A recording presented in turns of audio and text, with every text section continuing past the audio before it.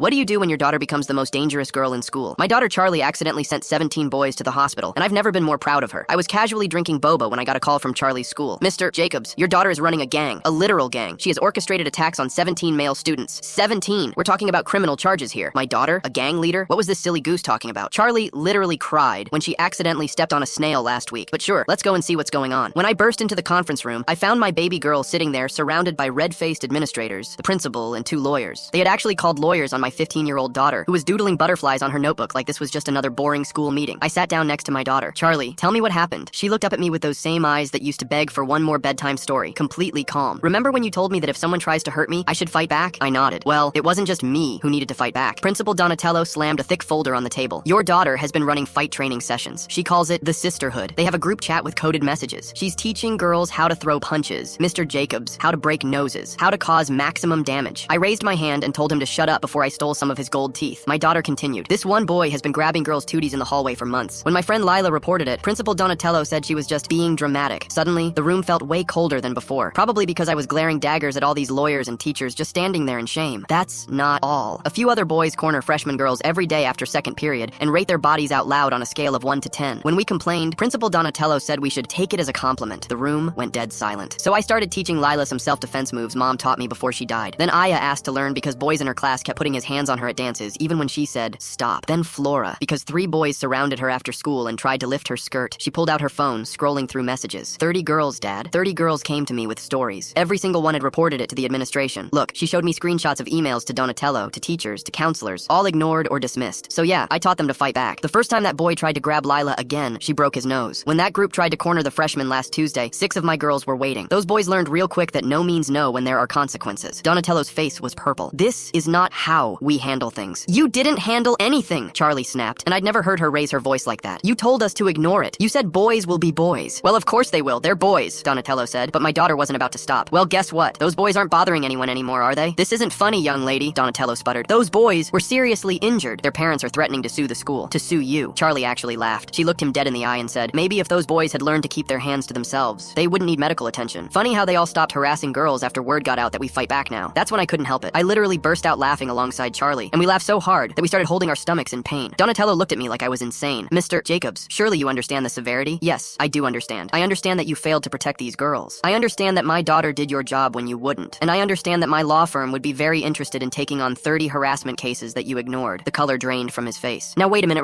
no. You wait a minute. You half-brained, self-absorbent piece of manure. I'm not done here. I'm coming back for everything you thought you built. It took me 2 weeks to get that principal fired and locked up, and Charlie spent that time printing our posters for the sisterhood.